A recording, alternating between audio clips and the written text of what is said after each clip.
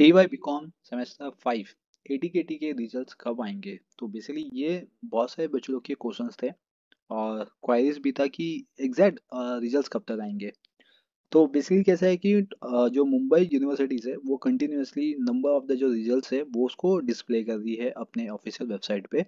तो इसके अंदर जो TY बीकॉम के बच्चे हैं जिनका सेमेस्टर 5 का ATKT का जो एग्ज़ाम उन्होंने दिया हुआ है, ठीक है, वो बेसिकली बहुत ही ज़्यादा लेट हो चुका है क्योंकि उन्होंने एग्ज़ाम दिया था अपना अप्रैल मई में, ठीक है। और बहुत सारे ऐसे रिजल्ट्स हैं जो सैम 6 के थे, तो सैम 6 के रिजल्ट्स आ चुके हैं राइट ना, वो तो बहुत पहले आ चुके थे।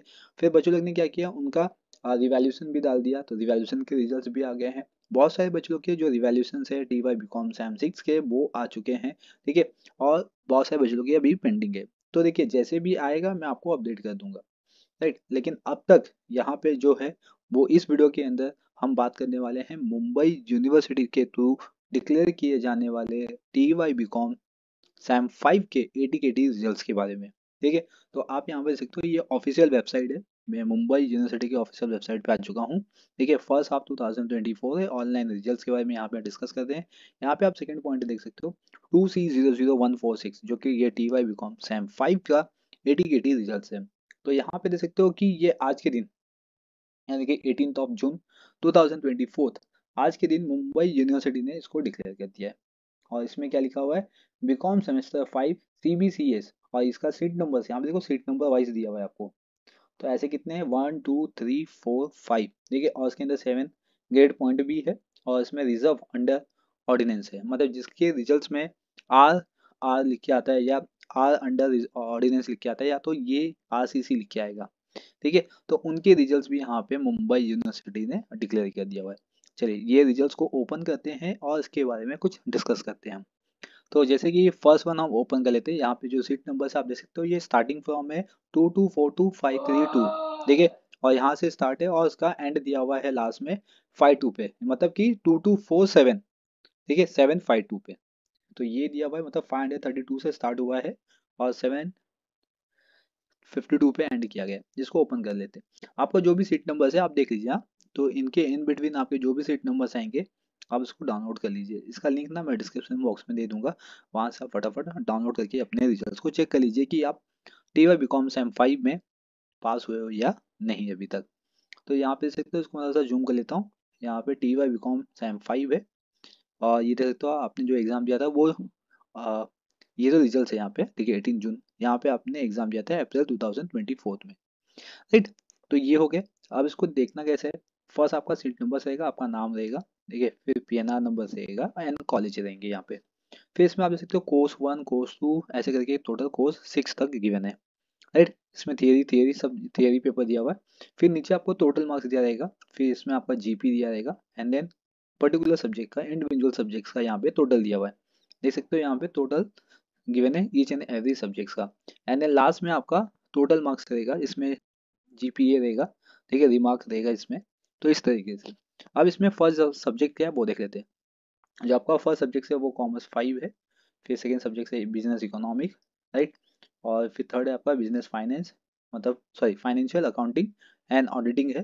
फिर इसके बाद same financial accounting and auditing paper 8 है। यहाँ पे डायरेक्ट टैक्सेस और इनडायरेक्ट टैक्सेस यहाँ पे दिया हुआ है और एक्सपोर्ट मार्केटिंग दिया हुआ है, क्लियर। तो अब आपका जो पेपर है वो बेसिकली कितने मार्क्स का है, 100 मार्क्स का। तो आपको कितना चाहिए पासिंग होने के लिए, 40 चाहिए, राइट। यहाँ पे सब्जेक्ट वैसे लिखा हुआ है 100 आउट ऑफ 40 आपको चाहिए। अगर आपका 100 आउट ऑफ 40 है तो दैट इज में आप यहाँ पे पास हो चुके हो, क्लियर। तो इसमें आप देख सकते हो कि आपको जो भी दिया आपका पहला सीट नंबर रहेगा, अपना नाम रहेगा, PNR नंबर रहेगा, आपका कॉलेज का नाम रहेगा, ठीक है। तो इसमें आपको जो फर्स्ट सब्जेक्ट दिया हुआ है वो कॉमर्स का रहेगा यहाँ पे, राइट। ये कॉमर्स का है, मतलब आपका 40 मार्क्स है, यहाँ पे देख सकते हो 40 मार्क्स है, यहाँ पे देख सकते हो 64 मार्क्स है। तो दैट इज में ये बच्चा क्या पास हो चुका है, राइट।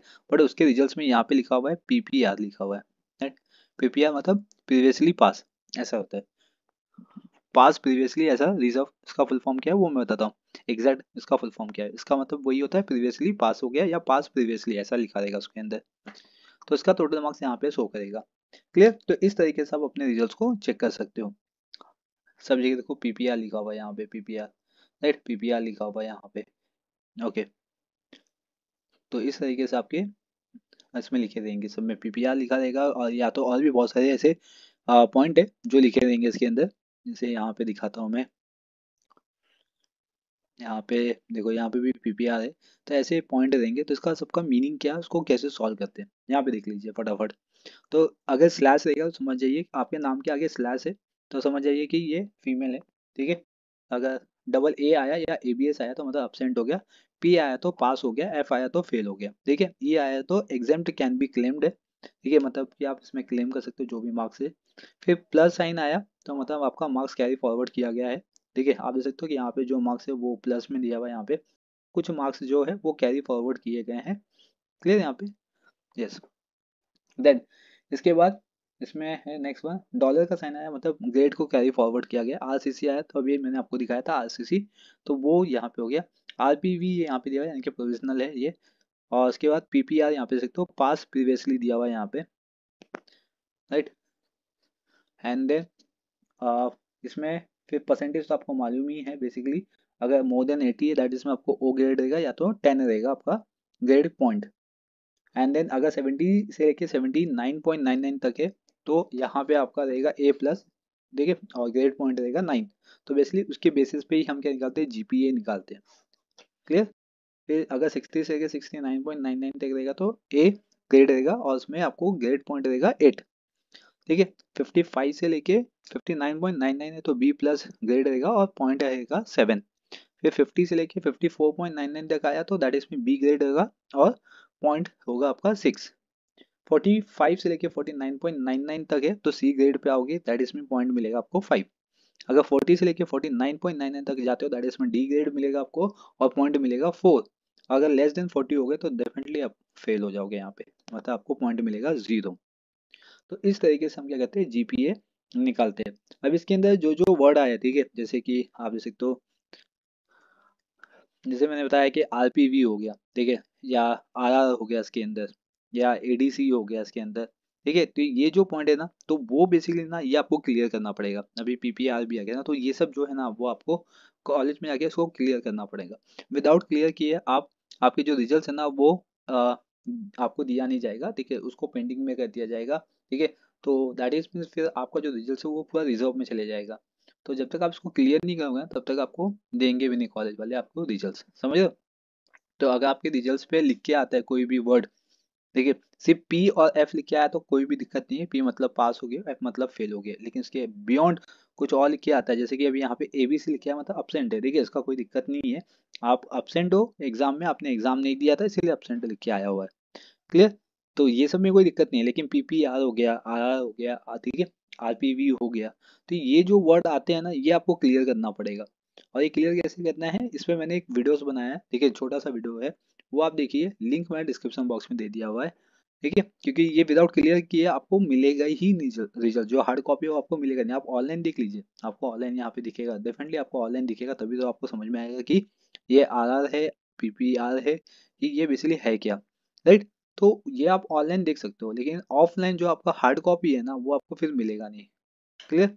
तो उसके लिए भी आपको फिर आगे चल के फ्यूचर में वही करना पड़ेगा जो अभी आपको करना पड़ेगा। तो इसीलिए पहले जो कॉन्सेप्ट है वो देख लीजिए, फिर उसके बाद आप कॉलेज में जाइए, उधर एप्लीकेशन जो भी है वो देना है आपको, वो दीजिए। एंड देन उसके बाद फिर आप क्या कर सकते हो, आपकी जो हार्ड कॉपी है वो 1 से 2 महीना, अभी नॉर्मली जो बच्चे पास हो चुके हैं ना उनके जो हार्ड कॉपी है वो 1 महीने, यानी कि आपके जुलाई एंड में मिल जाएगा आपको। लेकिन जिसके आगे आरआर लिख के आ गया, आरपीवी लिख के आ गया, तो ऐसे जो बच्चे हैं ना तो उनके जो रिजल्ट्स है वो जब तक यहाँ पे क्लियर नहीं करेंगे, क्लियर करने के बाद भी आपको 1 से 2 महीना लगेगा रिजल्ट्स आने में, समझ रहे हो यहाँ पे। तो दैट इज मीन्स अभी आपको क्या करना है, समझ गए क्या करना है, कि आप पहले अपने रिजल्ट देख लीजिए अच्छे से, कहीं पे कुछ लिखा तो नहीं है, अगर लिखा है तो वो वीडियो देख लीजिए, लिंक मैंने डिस्क्रिप्शन बॉक्स में दे दिया है, और फिर कल जाके अपने उस प्रॉब्लम को सॉल्व कर लीजिए, ठीक है। चलिए, तो ये हो गया आपका सेम 5 टीवाई बीकॉम सेम 5 का एटीकेटी का रिजल्ट, जो कि बच्चे बहुत ही ज़्यादा वेट कर रहे थे। तो फाइनली आपके रिजल्ट्स आ चुके हैं, आप इसको डाउनलोड कर लीजिए, लिंक मैंने डिस्क्रिप्शन बॉक्स में दे दिया हुआ है। अगर इसके बियॉन्ड कुछ क्वायरीज है तो आप मुझे कमेंट सेक्शन में कमेंट करके पूछ सकते हो। Thank you for watching.